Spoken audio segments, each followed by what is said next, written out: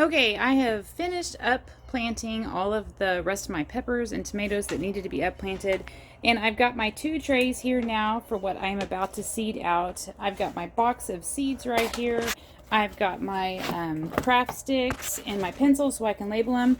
And we talked in the last video a little bit about my thought process for trying to figure out how many plants I do of each species. So I've got my garden plan here where I planned out where things are going to go. I've got my rough counts of dates of when I need to plant these things.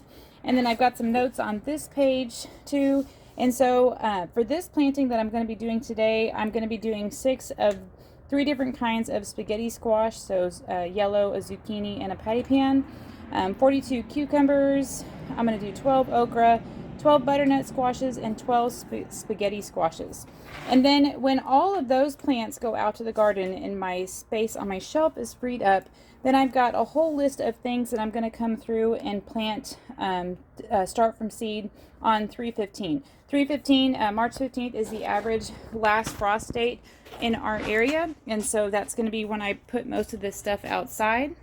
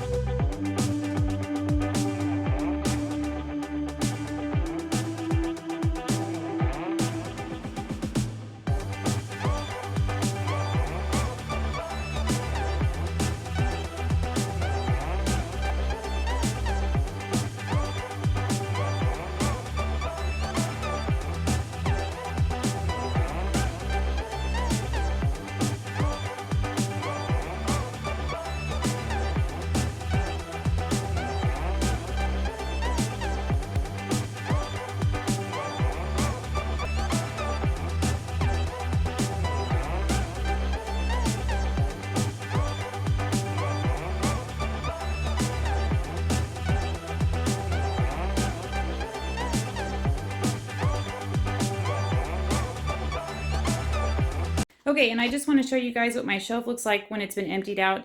And one of the nice things too about this with all these different adjustable lights is that I can go ahead and turn these off on the shelves that I'm not using.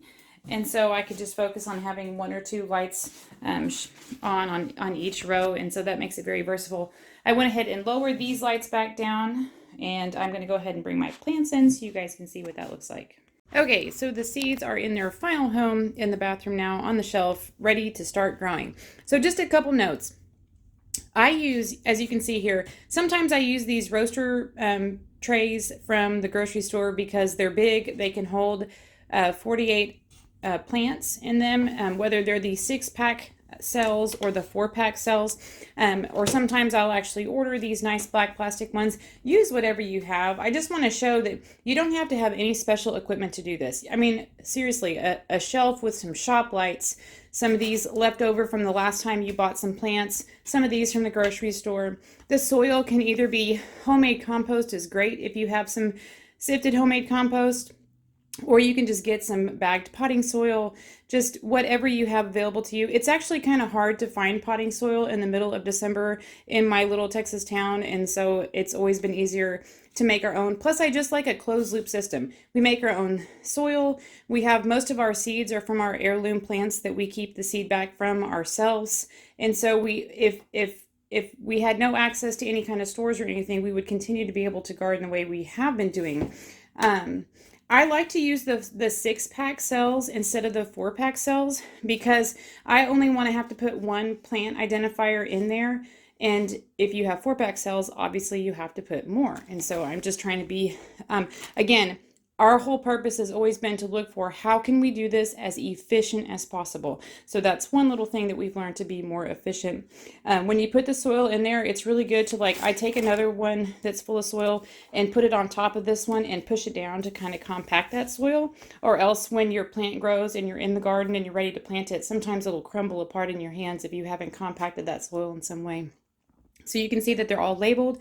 I watered them, and I'm just going to keep these watered. And again, in about 4 weeks, you're going to be shocked at how much these plants grow. So super easy to do. I hope you give it a try.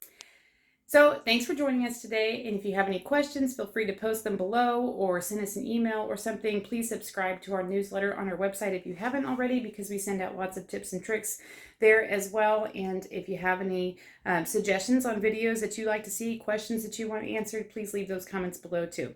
Thanks. Bye-bye.